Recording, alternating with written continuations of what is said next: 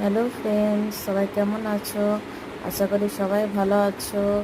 আমি বুধবারে বিকেলে একটু এগরোল বানিয়েছিলাম বাড়িতে, তাই ভাবলাম তোমাদের সাথে রেসিপিটা শেয়ার করিনি।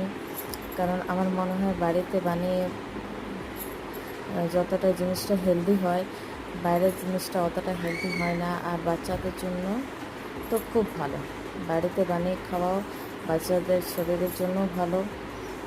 আর এমনিতে ওদের যতটা বাইরের জিনিসটা অ্যাভয়েড করবে ততটাই ভালো, বাচ্চারা এনজয় করে।